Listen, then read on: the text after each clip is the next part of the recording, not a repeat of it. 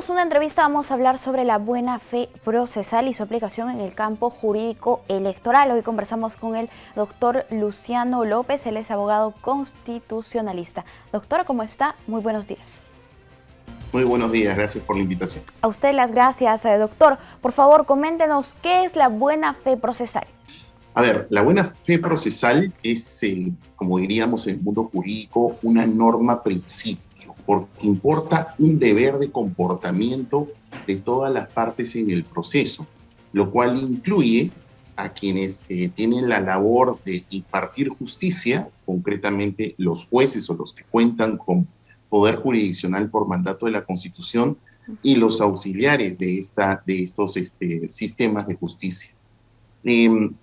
Esto lo que significa es de que en realidad, como un control de la actividad de las partes, quienes deben conducirse, primero, no usar el proceso con fines pues ilícitos, subterfugios. En la doctrina, por ejemplo, se dice que esto tiene que ver con el llamado fraude procesal, ¿no? El profesor, por ejemplo, Giovanni Priori, distingue lo que es el fraude en el proceso del fraude por el proceso. El fraude en el proceso, señala el profesor Priori, es cuando la persona usa pues un medio probatorio falso, se colude con un perito, ¿correcto? Y el fraude por el proceso, dice el profesor Priori, es cuando usa el proceso más bien con fines ilícitos. Entonces, imagínense, una conducta de fraude procesal indudablemente va a ser una quiebra de la buena fe procesal. Y también lo será un caso, por ejemplo, de abuso de derecho, ¿no? Es decir, cuando como su mismo nombre lo indica, se ejerce un derecho de manera extralimitada. La Constitución proscribe el abuso de derecho. Quien actúa de esa manera no está actuando de buena fe, con buena fe procesal. Y de la misma manera también quien ejerce, por ejemplo, conductas de lo que se conoce como fraude a la ley. ¿Qué es el fraude a la ley? Cuando yo uso una figura jurídica que en realidad tiene como contrapartida vulnerar algún derecho, ¿no? En estos casos, quien realiza esas conductas en el proceso se conduce con mala fe procesal y por tanto hay una quiebra de la buena fe procesal. Entonces, desde ese punto de vista, como ve en síntesis, la buena fe procesal tiene que ver con las conductas de las partes, de todas las partes en el proceso, indudablemente. Hay una responsabilidad fundamental en quienes imparten justicia para poder controlar que esas situaciones no se den y que está relacionada por lo menos con 3 categorías, con el fraude a la ley, con el fraude procesal, que puede ser en el proceso o por el proceso, o puede ser también por un caso de abuso de derecho. Bien. Doctor, ¿cómo es que surge este principio? Bueno, en realidad el ordenamiento jurídico, sobre todo los procesales, lo han venido reconociendo. El caso, por ejemplo, del Código Procesal Civil, y allí que se le da, en el Código Procesal Civil, por ejemplo, existen una serie de disposiciones que contemplan casos que, por ejemplo, esta ley procesal llama de temeridad o mala fe, que es naturalmente el contexto negativo de la buena fe procesal y que le da poderes a los jueces para que en los procesos civiles puedan controlar estas situaciones. En el derecho penal, por ejemplo, a nivel positivo, existe un delito, que es el delito justamente que se llama de fraude procesal, ¿no? Es decir, existen diversos espacios en los ordenamientos jurídicos civiles, penales, como el que acabo de mencionar, que justamente permiten señalar de que esto además está positivizado, sin contar que, como mencioné hace un momento, la proscripción del abuso de derecho es un mandato más bien constitucional. Y, naturalmente, entender un abuso de derecho que ocurre en el proceso es indudablemente pues, un caso de mala fe procesal, por ende, una vulneración de la buena fe procesal. Doctor, ¿un abuso del derecho, por ejemplo, es que una de las partes alargue los procesos judiciales? Sí, podría entenderse como tal. Miren, buenísima pregunta, porque existe un derecho que es parte del llamado debido proceso, que es de que éste pueda desenvolverse dentro de un plazo razonable, ¿no? Y la jurisprudencia del Tribunal Constitucional ha entendido que la manera de poder verificar si es que hay una vulneración del plazo razonable, uno de los elementos a verificar no es solamente el transcurso del plazo, es verificar, por ejemplo, la conducta de quien investiga, por ejemplo, en materia penal. Ha dicho varias veces el Tribunal Constitucional, siguiendo la jurisprudencia de la Corte Interamericana, es decir, que, por ejemplo, supongamos un fiscal que genera inacción, que no se, como se dice coloquialmente, no se pone las pilas y no lleva adelante rápidamente la investigación y deja vencer el plazo, pues no va a estar eh, acogiéndose a decir, bueno, yo estoy investigando y tengo todo el derecho a seguir investigando. No, pues usted se supone que dentro del plazo tiene que hacerlo de manera rápida. Y también se controla, bajo esos parámetros jurisprudenciales, de que la propia parte no haya causado dilación en el proceso. Es decir, si hay un plazo, por ejemplo, para que el proceso se desarrolle o una investigación se desarrolle, y el propio investigado o la propia parte genera dilación presentando recursos inocuos, ¿no? Dilatando maliciosamente, pues eso definitivamente es una conducta de mala fe procesal, porque se supone que quienes participan en el proceso lo deben hacer de manera colaborativa para que pueda dilucidarse lo que es materia de este. Claro. Doctor, ¿en el Perú existen sanciones específicas para combatir el abuso del derecho?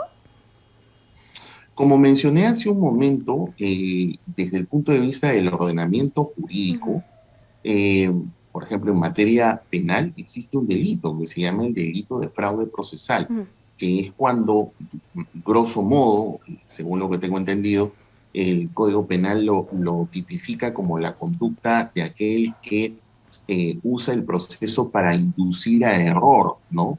Al juez, ¿no? Por ejemplo. Y es una figura delictiva, es una figura pues bastante grave. Sí, eso que está previsto en la ley penal me hace más bien referir a lo que las distinciones que que hace el profesor Giovanni Priori cuando distingue el fraude procesal en el proceso y por el proceso, ¿no? Entonces sería un caso más bien de fraude procesal por el proceso que estaría sancionado penalmente. Pero a su vez también, como dije, el Código Procesal Civil contempla una serie de figuras que las titula de temeridad o mala fe. Y toda esa serie de conductas se le da poderes al juez para que pueda desde llamar la atención a las partes, desde multarlos y hasta de remitir copias al Ministerio Público para que actúe conforme a sus atribuciones. Y en el caso de nosotros los abogados, que además somos unos articuladores claves en los procesos judiciales en donde existe la llamada defensa cautiva, que en castellano es que nosotros los abogados tenemos que obligatoriamente patrocinar a las partes, muchas de estas conductas son promovidas lamentablemente por malos letrados que generan o recomiendan estas conductas dilatorias o de temeridad o mala fe. Por eso la ley señala de que el juez está facultado a remitir copias a los respectivos colegios profesionales de abogados para que puedan actuar conforme a sus atribuciones éticas y puedan sancionar también a los malos letrados. Bien, doctor. En el campo del derecho electoral, ¿existe también este abuso? Yo creo que podría darse. A mí, por ejemplo, en la última campaña electoral se habló mucho de una utilización inadecuada o indebida, ¿no?, de el derecho a impugnar, ¿no?, los ciertos resultados electorales, de un exceso de impugnaciones a sabiendas que éstas no tendrían mayor éxito y por ende lo que estaban haciendo era saturar el sistema de justicia electoral y por tanto dilatar la emisión de los resultados. Esto incluso se vio agravado con la participación lamentablemente de un miembro del propio jurado, el representante del Ministerio Público, que luego ha sido más bien ya destituido por la Junta Nacional de Justicia, ¿no? Entonces, fue un momento bastante crítico en el que el Jurado Nacional de Elecciones, cómo podía hacer frente a este ejercicio. Vea usted, por eso al inicio de la entrevista le decía, la buena fe procesal, su contrapartida, la mala fe procesal, está vinculada al abuso de derecho, está vinculada al fraude de la ley, está vinculado al fraude procesal.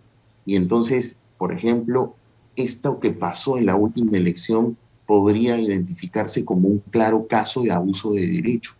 Entonces, ¿esto qué significa?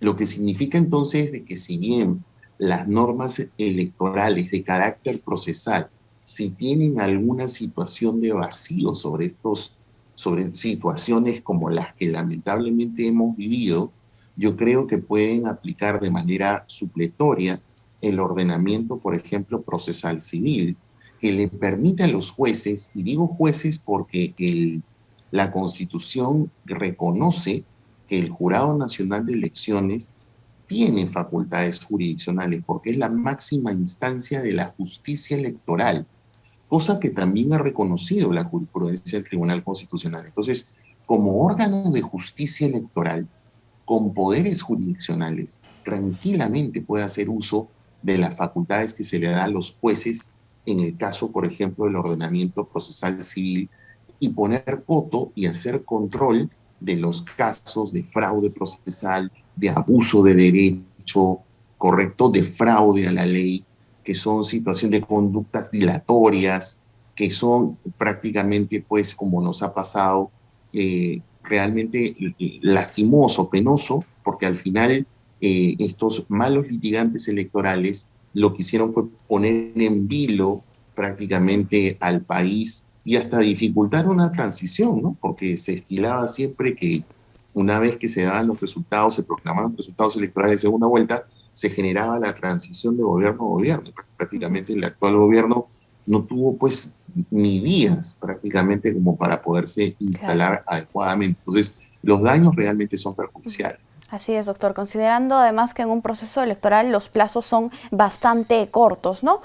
Doctor. Exactamente. Sí, listo, doctor. Muchísimas gracias por acompañarnos aquí en JN Noticias. Hemos conversado un poco sobre la buena fe procesal y su aplicación en el campo jurídico electoral. Ha sido un gusto conversar como siempre con usted. Gracias. Igualmente. Muchísimas Cuídese. gracias. Buen Hasta día. una próxima oportunidad. Hasta luego. Amigos, nosotros vamos a hacer una pausa. Volvemos.